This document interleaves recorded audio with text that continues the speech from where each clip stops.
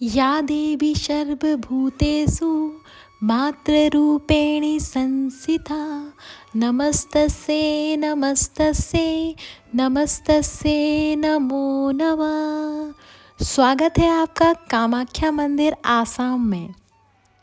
भारत के पूर्व दिशा में आसाम के गुवाहाटी में स्थित कामाख्या मंदिर 51 शक्तिपीठों में से एक है, जो कि नीलांचल पहाड़ी के बीच में स्थित है।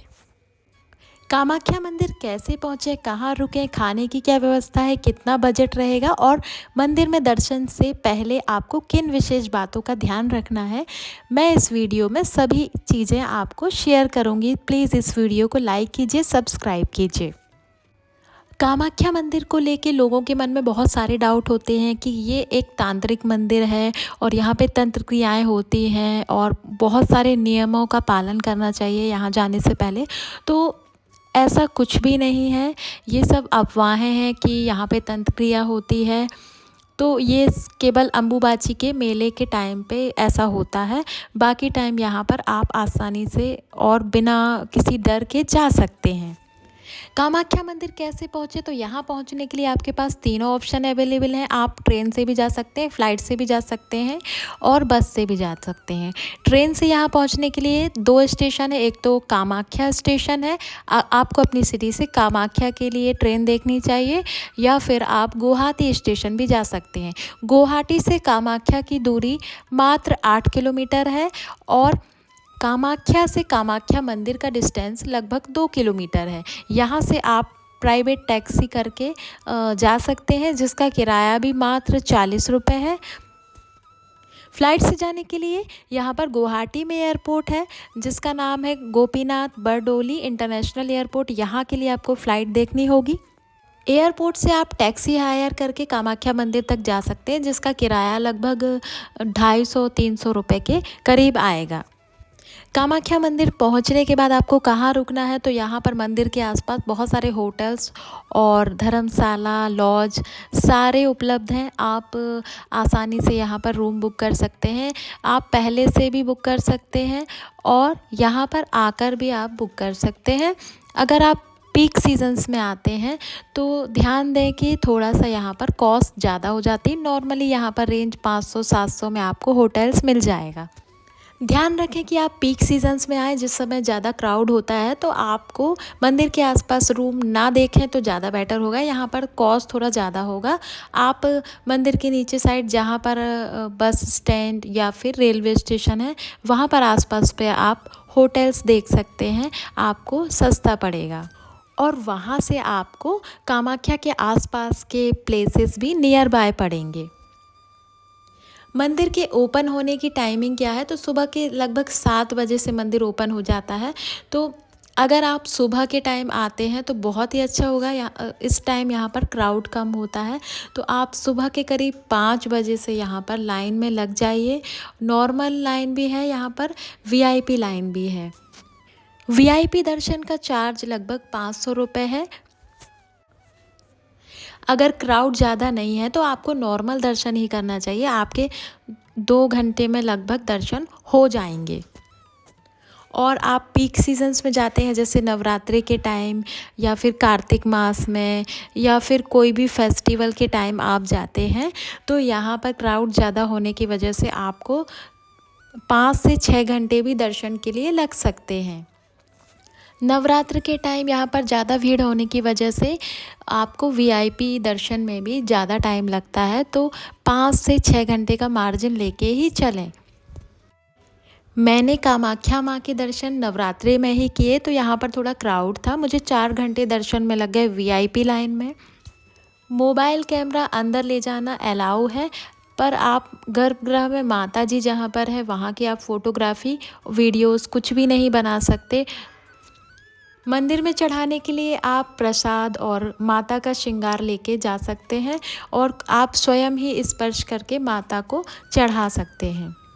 मंदिर के अंदर गर्भगृह में माता जी की मूर्ति रखी हुई है और उसके और अंदर जाते हैं आप तो एक और गर्भगृह का रूम बना हुआ है जहाँ पर मेन माता जी हैं। ये एक यहाँ पर कोई भी मूर्ति नहीं है, ये एक पत्थर के रूप में है और यहाँ से निरंतर जल प्रवाह होता रहता है।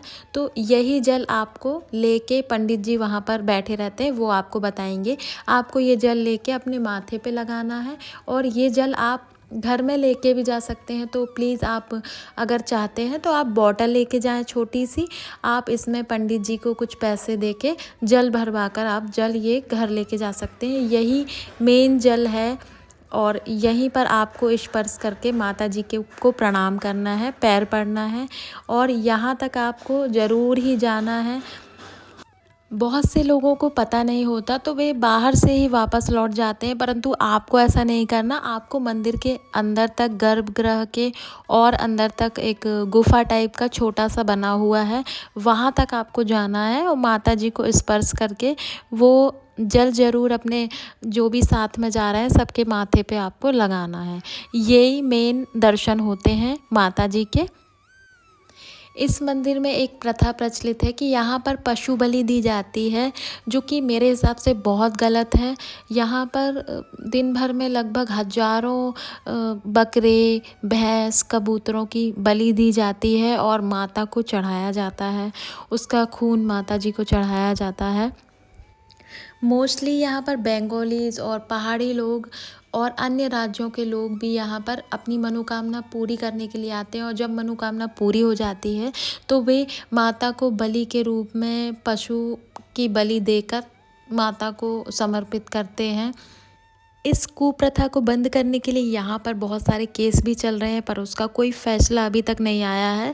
यहाँ पर दिन ब दिन हजारों पशुओं की बलि दी जा रही है, हजारों मासूम जानवरों को मारा जा रहा है।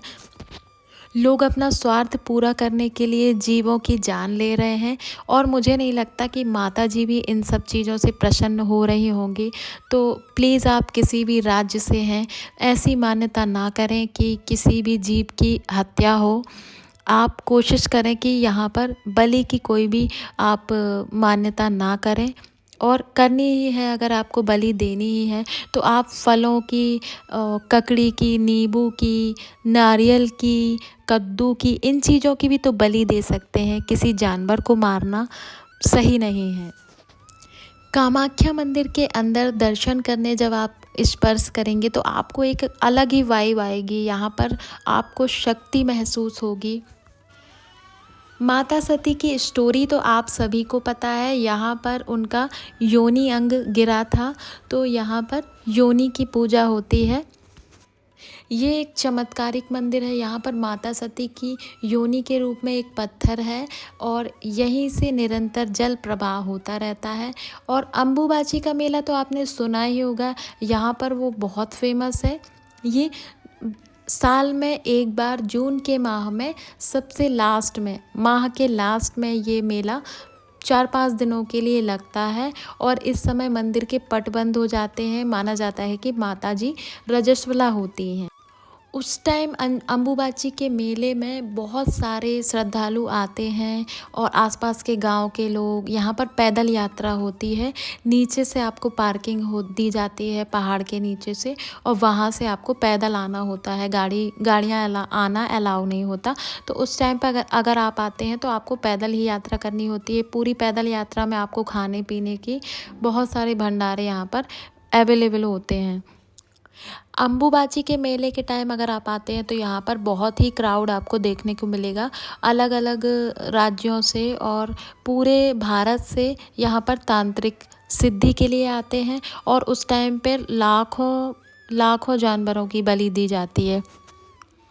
उस टाइम पे कामाख्या माता के पट बंद हो जाते हैं और देवी जी रजस्वला हो जाती हैं और यहाँ पर एक वाइट कलर का कपड़ा बिछाया जाता है और वो कपड़ा जब कपाट खुलते हैं माता जी के 5 दिन के बाद, 4 दिन के बाद, तो वो कपड़ा अपने आप ही लाल हो जाता है और उसी कपड़े को प्राप्त करने के लिए यहाँ पर श्रद्धालु आते हैं। उस कपड़े का बहुत महत्व है, ये प्रसाद के रूप में यहाँ पर मिलता है। उस टाइम पर अगर आप जाएं तो आप देखेंगे कि पूरे आसाम में और कामाख्या में, आसपास के इलाकों में पूरी दुकानों में, घरों में उस टाइम पर मंदिर बंद हो जाते हैं, पूजा पाठ बंद हो जाता है। माना जाता है कि देवी जी को उस समय कष्ट हो रहा है और सभी देवी देवता उनकी सेवा में लगे हुए हैं। और ऐसा माना जाता है कि ब्रह्मपुत्र नदी का पानी भी उस समय लाल कलर का दिखाई देता है। पूरे साल में जून के माह में ये मेला लगता है, तो आपको भी एक बार तो ज़रूर जाना चाहिए अम्बुबाची के मेले में। प्रसाद के रूप में जो कपड़ा माता जी का चढ़ाया हुआ मिलता है लाल कलर का, उसका बहुत ही विशेष महत्व है और उसी के लिए दूर दूर से लोग जाते हैं। किस्मत वालों को ही वो कपड़ा मिलता है। माता के मंदिर में दर्शनों के बाद यहाँ पर प्रांगण में ही बहुत सारे छोटे छोटे मंदिर बने हुए हैं, आप इनके भी दर्शन कर सकते हैं। भोलेनाथ का भी मंदिर बना हुआ है पीछे तरफ, तो आप पूरे मंदिर प्रांगण का ज़रूर दर्शन करें। इसके बाद आप चाहें तो माता के अन्य प्रसाद भोजन को भी ग्रहण कर सकते हैं। इसके लिए आप जिस रास्ते से माता के मंदिर में जाएंगे उसी रास्ते पे आपको जाना है। थोड़ी ही दूरी पर आपको एक काउंटर बना नज़र आएगा, बिल्डिंग बनी नज़र आएगी। यहाँ पर माता के अन्न प्रसाद भोग का कूपन आपको मिलेगा। ये कूपन लेकर आप सामने ही माता की रसोई बनी हुई है, यहाँ पर आप भोजन अवश्य ग्रहण करें। बहुत ही स्वादिष्ट और भगवान का प्रसाद है, तो आपको ये ज़रूर यहाँ पर ग्रहण करना चाहिए एक बार। कामाख्या माता के दर्शन करने के बाद आप जा सकते हैं उमानंद घाट, जो कि कामाख्या मंदिर से 8 किलोमीटर दूर है। यहाँ जाने के लिए आपको टैक्सी में लगभग 60 रुपये करीब लगेगा। ये मंदिर भोलेनाथ जी को समर्पित है और माना जाता है कि कामाख्या मंदिर की यात्रा करने के बाद आपको यहाँ पर उमानंद घाट के दर्शन जरूर करना चाहिए, नहीं तो आपकी कामाख्या की यात्रा अधूरी मानी जाती है। उमानंद एक आइलैंड के रूप में है, जैसा कि आप वीडियो में देख सकते हैं। यहाँ जाने के लिए आपको फेरी लेनी होती है। फेरी का भी रेट लगभग 20 रुपये पर पर्सन के समथिंग है। उमानंद मंदिर ब्रह्मपुत्र नदी के बीच में एक आइलैंड के रूप में बना हुआ है, तो यहाँ पर आपको भोलेनाथ जी के दर्शन करना है। यहाँ पर करीबन आप 1 घंटे का टाइम भी ले सकते हैं। आप आराम से दर्शन करके दोबारा फेरी में इस ओर आ सकते हैं। उसका भी चार्ज 20 रुपये के लगभग आपको देना होता है। उमानंद जी के दर्शन के बाद आपके पास टाइम है तो आप चाहें तो यहाँ पर बालाजी के दर्शन करने जा सकते हैं। यहाँ पर तिरुपति बालाजी का मंदिर बना हुआ है और जो कि लगभग 4 किलोमीटर 5 किलोमीटर की दूरी पर ही है। तो उमानंद से आप टैक्सी करके तिरुपति बालाजी के मंदिर तक जा सकते हैं, जो कि बहुत ही सुंदर बना हुआ है। यहाँ पर 3 मंदिर अलग अलग बने हुए हैं। एक लक्ष्मी जी का मंदिर है, तिरुपति बालाजी का बीच में मंदिर है और साइड में गणेश जी का मंदिर है। ये मंदिर दक्षिण भारत की शैली में बना हुआ है, तो आपको यहाँ पर भी एक बार दर्शन के लिए जाना चाहिए। इसके अलावा आपके पास टाइम बचा है तो आप यहाँ की मार्केट एक्सप्लोर कर सकते हैं। यहाँ से आप यहाँ की पोशाक, जो कि मेन साड़ी है और उसको कहते हैं मेखला साड़ी, यहाँ से आप बाय कर सकते हैं। कामाख्या में दर्शन के लिए बजट क्या होगा, तो आपका करीब 1500 रुपये का बजट आएगा और इसमें ट्रेन का किराया इंक्लूडेड नहीं है। कामाख्या में आपको कितने दिन का प्लान बनाना चाहिए, तो यहाँ पर 1 दिन इनफ है। आप सुबह माता जी के दर्शन कर सकते हैं और बाकी पूरे दिन में आप यहाँ के प्लेसेस को कवर कर सकते हैं। तो कामाख्या मंदिर में 1 दिन आपका इनफ है। इसके अलावा आप यहाँ से और भी प्लेसेस पे जाना चाहते हैं तो यहाँ पर आप बहुत सारे नेशनल पार्क हैं, जो कि आपको पता है आसाम में है। तो आपको गुवाहाटी में नेशनल पार्क, मानस, नामेरी और काजीरंगा, ये सभी आप नेशनल पार्क भी घूम सकते हैं। इसके अलावा आप यहाँ से तवांग जा सकते हैं। तवांग जो कि अरुणाचल प्रदेश में है और हिल स्टेशन है, तो आप यहाँ से तवांग का भी प्लान बना सकते हैं। इसके अलावा आप मांजुली रिवर आइलैंड जा सकते हैं, जो कि भारत का सबसे बड़ा रिवर आइलैंड है, तो यहाँ भी आप यहाँ का प्लान बना सकते हैं। इसके अलावा शिलोंग जा सकते हैं, जो कि मेघालय की राजधानी है और यहाँ से नियर बाय ही पड़ता है। वीडियो को लाइक कीजिए, सब्सक्राइब कीजिए। Thank you.